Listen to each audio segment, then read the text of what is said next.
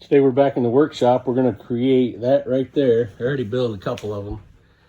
I haven't really made a video on them, but I want to make one so that people can check them out.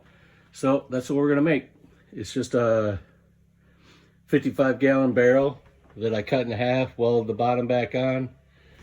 Then I cut a little piece out of the barrel. Stuck this metal flat top on. That's metal back there as well. And then welded them on. They turned out pretty good, but we're gonna go through the process and show you how we do it. So here's how the barrels start out. I start with a full 55-gallon barrel. Safety tip, always make sure you know what was inside it, what it was used for. Smell it, make sure there was no gas in there. This had synthetic SAE 5W20, so it's got a pretty high ignition temperature, so I'm pretty sure cutting into this I should be okay. So what I do is I cut the bottom off right here, just below the lip, so just about right there, all the way around, cut the bottom off, and then I'll cut it right here, right in the middle of that first rib, and then I get rid of this piece, and then I'll take the bottom and then I'll weld it back on the bottom here. It creates a pretty good seam. But that's what it starts out like. Here's what we turn that into. We sand it all down to bare metal. Here's the weld. We weld the bottom back on, cutting it at that first rib. That's how it turns out. There's your half barrel. So with these kits, you can either use the front side or you can turn it over and use the back side, whichever's preferential for you. I just choose to use this side, and I'll show you how I measure the top and cut it. Okay, the metal top that I use, I cut it at 23 inches long by 12 inches deep. I cut them 23 inches long because that brings them right to the edge of the barrel on both sides. And then it gives me a little bit of an overlap underneath here, so it sticks out a little bit from the front. More cook surface or more heat surface. So I'll measure from the edge of the barrel to my small bung hole here. It comes out to about 3 1/4, 3 3/8. Right about the bottom of this little lip here is where it usually comes. So I'll mark that. And then what I'll do is take my square, working off the bottom here, I'll try to create as straight a line as possible. Looking at the distance here and here and here and here, the top and the bottom, create as straight as line as possible. And then I'll go ahead and mark it.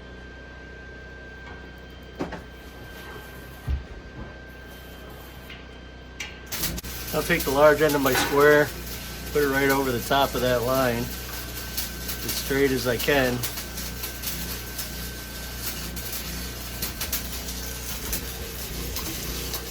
And this will be down and touching the first rib. Make it a nice straight line. Hold it in place. Mark it. Then kind of look down through the top and see if it lines up. It looks pretty close. So it looks pretty good. And then I'll repeat and do the same thing on the other side. So I got my mark down the edge. Got a mark through the top. On the other side. And the top here, I just cut it right down the middle of the edge. Right down the middle of the seam. And that'll give me the right distance where I'll have my overhang. Cut it right down the middle of the seam. And that'll give me my overhang that I want out here for the metal part. And it'll give me my overhang on both sides. It doesn't look like you're cutting off much, but once you put the metal on top, turns out real nice. If anybody knows a better way of marking these down the edges and keeping this straight, go ahead and give me a comment and let me know an easier way to do it. So once I cut out my first one, I kept it. Here's my first one that I cut out. So then I just started using it as a template. So I just stick it on there, make sure it's straight with the kit for the kit install, then just mark my lines, pull it off, cut it down the rib, and then we're ready to put on the metal. There you have it.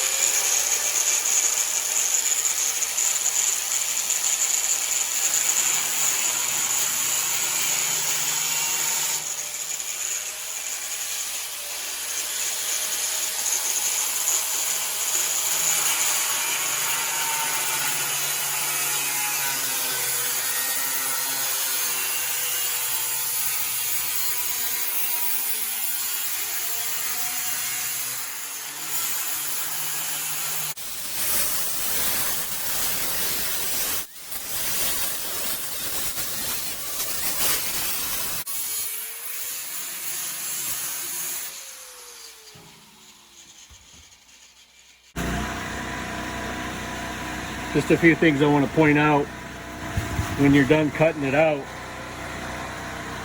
Right here, for some reason, on the front, seems to be a high side. So you got to cut that down just a little bit.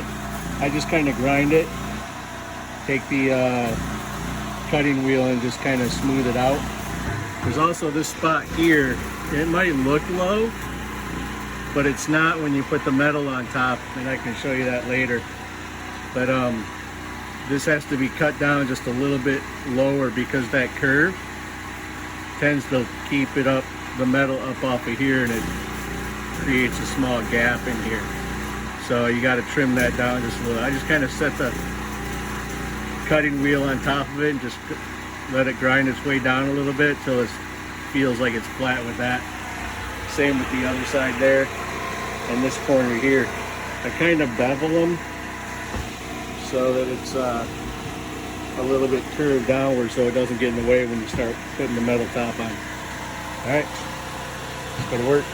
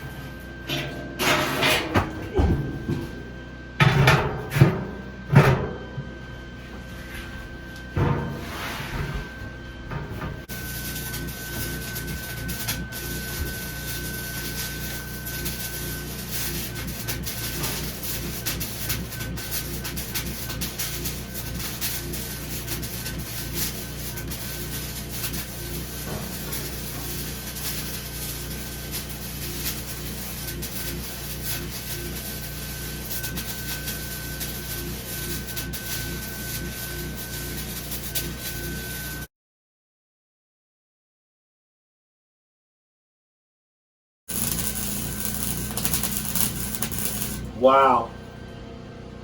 Oh, that's pretty. What are you using there? This right here is an alcohol pad. The reason why you do it is you get any residual oils from the metal off of it. Residual oil on a metal can create porosity in a weld, which is no good. You get the oils off of it. The argon in the MIG welding bonds to the metal a lot better, or the argon helps the wire bond a lot better. Oils, not so good.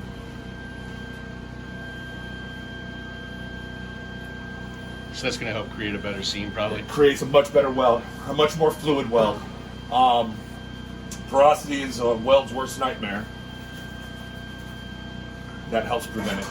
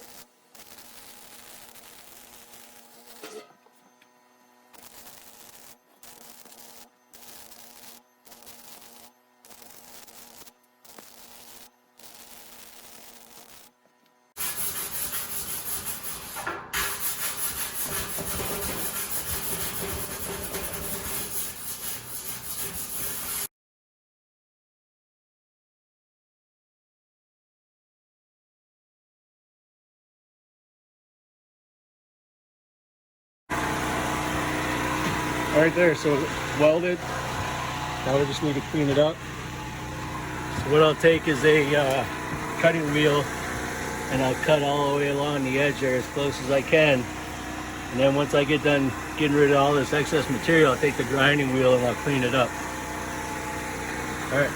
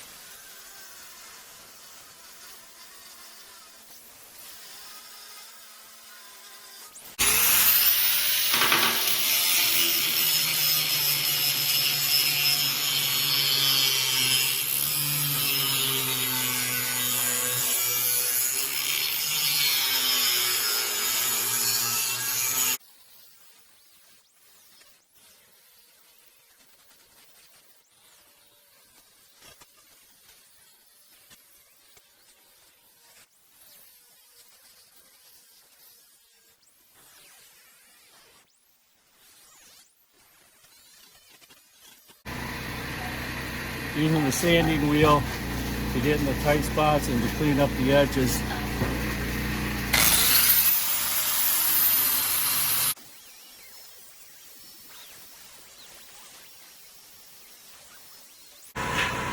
All right, time to put on the legs and the kit.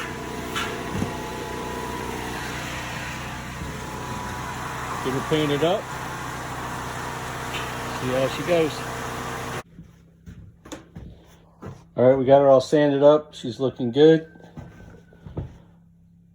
So the next thing to do is just to spray paint it.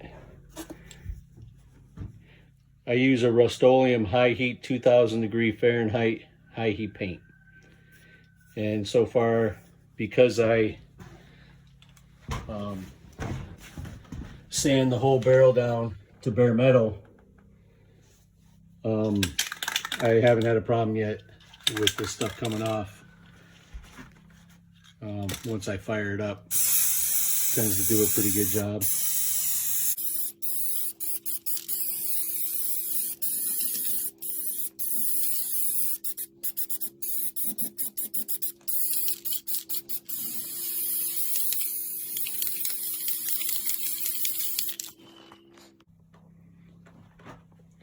Spraying it has pretty good coverage.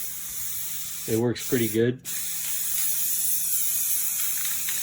It normally takes about a can of these and maybe a quarter or a half a can for a half barrel. For a full barrel that I make, it takes about 2 cans. All right, well that's pretty much it.